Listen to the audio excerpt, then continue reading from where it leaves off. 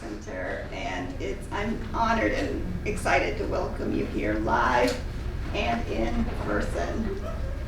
This week at Sitar, we've been having a series of showcase events, and it's the first time our full community has been able to gather to celebrate our students in person since 2019.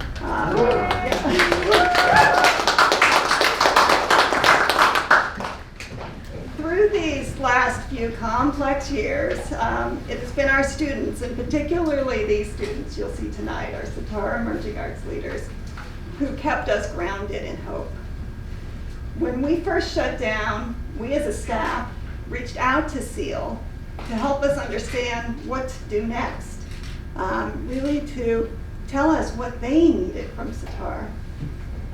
And they asked us not only to continue their Friday afternoon sessions online, but to add another day so that they could meet virtually after school twice a week. And that schedule has continued. That also inspired us to take all of our programming online until we were able to come back in person for Camp Sitar last summer. They remained engaged and leaned into all the important conversations through the arts.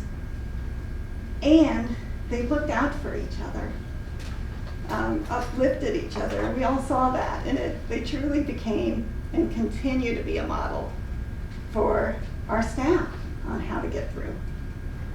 So I'm so excited for what they have in store for us tonight, and I'm especially excited because of the collaboration with Young Playwrights Theater. Sitar is very proud to be a partner with YPT, and we were just trying to add it up, and I guess it's been about 10 years that we've been partners. I am actually a former board member of YPT. So I have the unique privilege of seeing my two favorite organizations come together for arts and justice in DC. And with that, I am pleased to introduce Claudia Rosales Waters, YPT's program manager.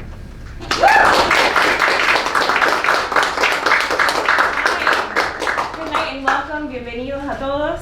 I'm Claudia Rosales Waters, the program manager at Young Playwrights Theater. And like Sitar, Young Playwrights Theater is an arts education organization that has worked since 1995 to help students realize the power of their own voice. So it only makes sense that we have partnered for so long, nearly 10 years with Sitar.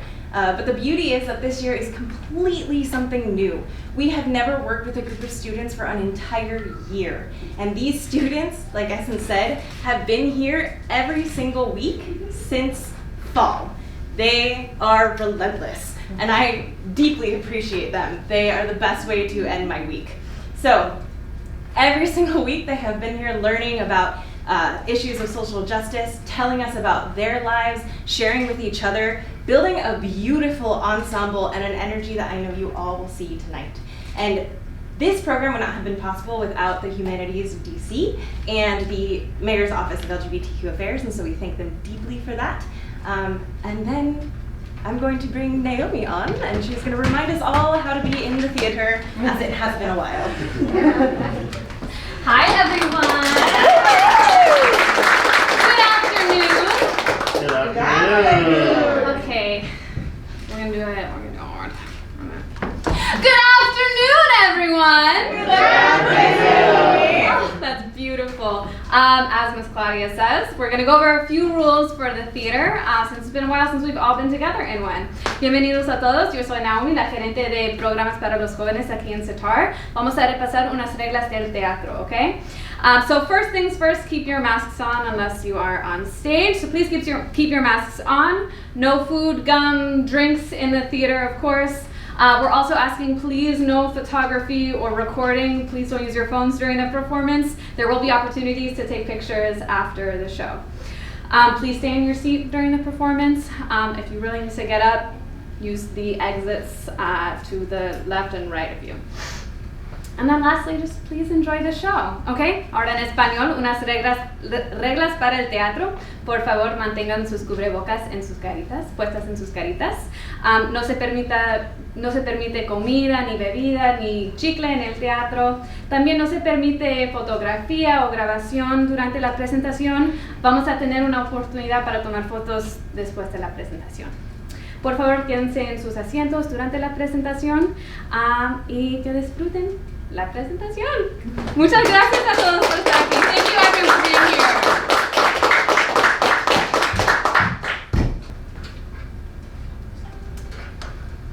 Safe. Safe. Safe. What does that even mean? Safe. Safe from what? From who? For who? For everyone. Not me. Not me. For you. Maybe. I'm not even safe inside myself. My own body. My own head. My own stomach. My own skin. In the boxes I have to check. Mr. Mrs. Miss. Labeled. Misrepresented. Not represented. Unsafe. Unsafe spaces. Bus stops. Don't stop. Watching your back. On the train. At school. In my own home. The too quiet streets. The too loud streets. The empty sidewalks. The crowded sidewalks. Where can we walk? Without feeling. Dizzy. Anxious. Alone. Suffocating. Without feeling the cold. The sharp. The eyes watching. As we try to walk forward. Without knowing what's ahead. Where can we go and not hear? Yelling. Or words that put me down. Gunshot. That doesn't smell like the over-sterilized doctor's office. Or like the trash never got picked up. So what does it mean? What does it mean to be Safe. Youth want to be able to be themselves and feel safe while doing so. 31% of DC middle and high school students are LGBTQ. The proportion of gay, lesbian, and bisexual youth who said they attempted to commit suicide in the past year was nearly 4 times larger than heterosexual identifying youth. So if our schools don't provide opportunities to engage with others, resources, and no literature that reflects sexual and gender minority youth and families, where is it safe? What it's like to be a Latinx bisexual drama queen, for those of you that aren't. First of all, it's making everything a big deal and never being able to decide anything and feeling like everything is so stressing, like you're not doing anything right, like there's something missing and you just don't know how to fix it. It's feeling like a disappointment for loving who you love. It's being asked, do you speak Spanish? Do you speak English? Or someone saying, hola, in a mocking way. It's being that friend that is depended on or makes everyone laugh. It's learning to accept all these things and being a more authentic me, according to me, myself, and I. It's hard to be who I am, but every single day, I'm learning more and more about myself. I say be yourself, build a crowd that's for you. 1,117 in 2017 counted. On paper, 1,117 homeless youth. And now, after COVID, And all the loss, the lives, the jobs. The homes. It's scary not having a home during COVID. Everybody is supposed to be social distancing and stuff, and you are outside all the time, exposed. There's nowhere for people to go, so what do we expect them to do? Even if youth have a place to live, is it actually livable? They don't want to go to school, there's bullies at school. And they don't care if your laundry machine is broken. You can't keep buying clothes. I am from the cities where you see people walking from one place to another. You hear the birds chirping. I'm from a whole ward with 10 liquor stores but 1 grocery store, and it's always out of stock. I am from the place you smell delicious food, where you taste the sour, the plain, the sweet, and you come back for more. I'm from gentrification, from abandoned buildings suddenly turning into affordable housing. Affordable for who? From the gases of the cars, phones everywhere, you can't trust your own self to be respected. Building houses only contributing to homelessness. This is the new world. 25% of kids nationally have witnessed violence in the past year. And that's in their communities. Their homes. Their schools. Their homes. DC youth, predominantly black youth, have lost 2 to 3 friends to gun violence. Which 2 to 3 friends would you be okay losing? It could be me. It could be me. Could be. 7 and 8. More numbers. Wards 7 and 8. The wards with the highest levels of economic instability have the highest ratio of violent crime. Go figure. All that trauma, where are the mental health services? Where are the violence interrupters? We need the community-based mediation trainings, The de-escalation techniques. the coping tools to have the resources. To be supported. To be safe. Some people are afraid to speak up, to be proud of who they are or what they want to be. Some people are judged, so they just take a step back and don't say anything. People make fun of you if you say something, they make fun of you if you don't. Like, You don't have to be so dramatic. or, You're just way too sensitive. I am not being dramatic and I am not too sensitive. I just take a lot of crap. Just because I snap doesn't mean I'm any of that. What, I'm not allowed to have a limit? I walk around every day feeling like there's something stuck in my throat, trying not to cry, and it all just comes out anyway. And you all call me a crybaby. For what? For being hyper aware of the situation? For caring too much about others? For getting upset when people keep something from me? I can't control how I feel. We need help. Someone that understands the world and our feelings to help us explain and express ourselves. The system is broken. Most schools don't even pay attention to the students in their building. Your school might have guidance counselors Or just counselors. Or social workers. or a whole therapy suite, dog included, but have no idea how to access any of it. Most of my life, because of my anxiety, I spent so much time in the social worker's office. But I don't even feel like they listened to me. Like I wasn't ever heard. People were focusing on what I was saying. They were just fixated on my problem. A problem? Not a person. ADHD? Not me. ADHD, written, visible in big letters at the top of my report. But no one talked to me about it. If anyone would have communicated to me, I would have been able to do something about it. But I was just a report. Then they tell your parents. Yes. For a long time, I was just trying to figure out what I could do on my own. In my own experience, they did nothing at all. I had no one to talk to. I mean, I don't really share my feelings unless I trust someone, or I don't share. Now, because I did tell, but then I had to deal with social workers just coming to my home, and all I wanted was guidance. I didn't want all that attention, so now I just keep quiet. There is no such thing as true confidentiality. How can I confide in you if I don't trust you? I mean, I only just realized I was bullied throughout most of elementary school. What? Yep, because it didn't look like bullying, because no one ever said sarcasm also counts as bullying. People saw it and nothing was ever done. Mental health care of our dreams, better anti-bullying measures. The assemblies aren't cutting it. And I am tired of being forced to forgive people because bullies are the true victims. Not all bullies have something going on at home. Sometimes they're just little shits. Yes. Even if they are, trauma is an explanation, never an excuse. Yes. School. Extracurricular activities. COVID. Credits. Friends. COVID. Mental health. Bullying. COVID. Service hours. Applications. COVID. Scholarships. COVID. It's a lot. We see everything that's going on. We feel the loss Of a whole year. of life experiences. Prom. Graduation. Just being with friends. We feel the loss of everything that isn't there. The missing resources. The friends who felt they had no one else to talk to. We see Lack of city leadership.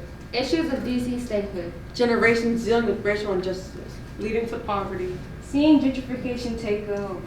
Our city. We know what is prioritized. We know who is prioritized. We see it. And we are frustrated.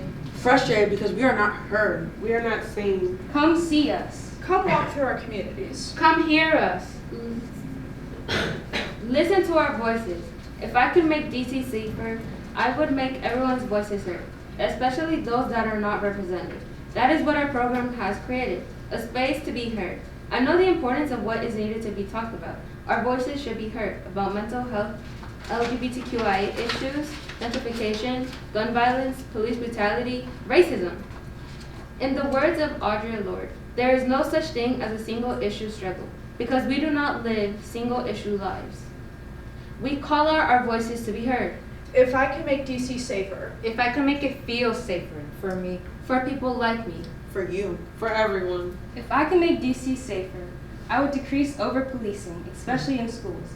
Police presence in schools encourages the school-to-prison pipeline. In New York City, they started replacing jobs that police officers do in schools with skilled professionals from the Department of Education. Another school started Dads on Duty, which had dads from the school take turns greeting kids every day and just being there to help. Because of Dads on Duty, suspensions in that school went down to 0. Safer is hiring more queer and black staff personnel in schools. Safer is increasing mental health access to all youth in schools and communities. Safer is training educators and adults to respond to harm as it relates to one's gender identity or sexual orientation. I would make DC safer by providing safe room for at-risk kids, to make an environment for LGBTQ plus kids to feel safe in, and for kids at school to be able to come to talk to counselors and confide in them when it comes to things like stuff going on at home or just life in general.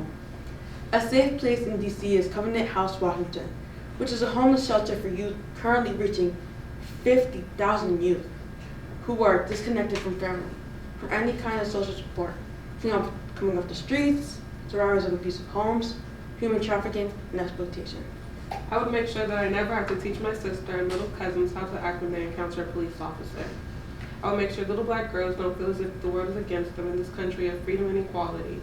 I would ensure they would never feel as if it is a burden to be both black and a female. Numerous organizations can grant youth life without the worries of feeling unsafe or like a target. Girls Inc. of DC, Black Student Fund, 826 DC. These organizations could get the recognition they need with the right funding and publicity. I would work with organizations like Sitar that help all children to voice themselves and have confidence. Not many people realize their students and children want to express themselves. While they try to say it, they hold back because of fear and denial. So many adults are coming forward and talking about their childhoods, how they felt ignored and invalidated by their family, which is why organizations that help students build confidence in their voice are so important. So what does it mean? What does it mean to feel safe? To be safe. A safe space is My bedroom. My bed.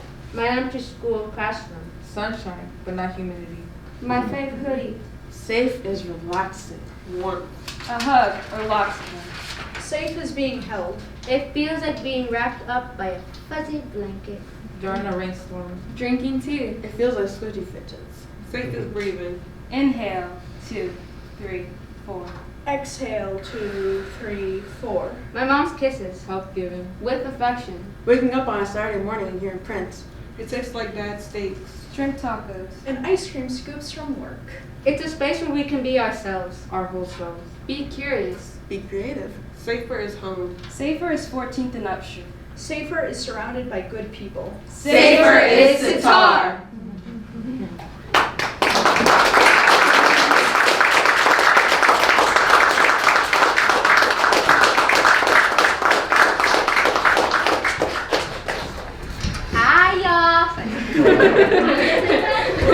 Thank you everyone for coming here today. Now we would like to hear from you. In your programs, you will find a small sheet that looks like, you have right the papers.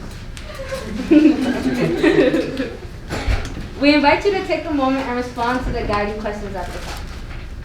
If you would like yours read, please hand it to either Ms. Nicole or Ms. Claudia, wherever you are. Yes, yes.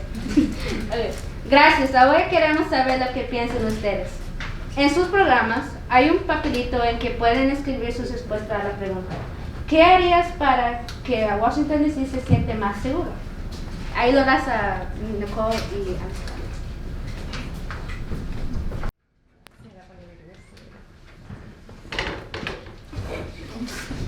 Okay, if I could make DC safer, I would make discrimination against people of color illegal. If I could make DC safer, I would help parents access parenting classes and find more flexible ways to work so they would have more time for their children. If I could make DC safer, I would make it so that schools that have a high percentage of minorities feel like a person. If I could make DC safer, I would create spaces where a consensus about the meaning of safety can be achieved, depending on the social and culturally diverse backgrounds of people in the community. If I could make DC safer, I would open more support groups for LGBTQIA+ children to be heard, to be understood. If I could make DC safer, I would want every student to feel heard, seen, and loved. If I can make DC safer, I would underpin basic humanity as the way in which every person of every identity should be treated fairly and equitably. If I can make DC safer, I would relocate funding to spaces in schools where students of color lack opportunities, access to resources. If I could make DC safer, I would eliminate gun violence. If I can make DC safer, I would reduce barriers to jobs and housing for ex-offenders. If I could make DC safer, I would improve access to group and individual mental health sources, including apps like Talkspace. If I could make DC safer, I would put one of these awesome SEAL students in charge.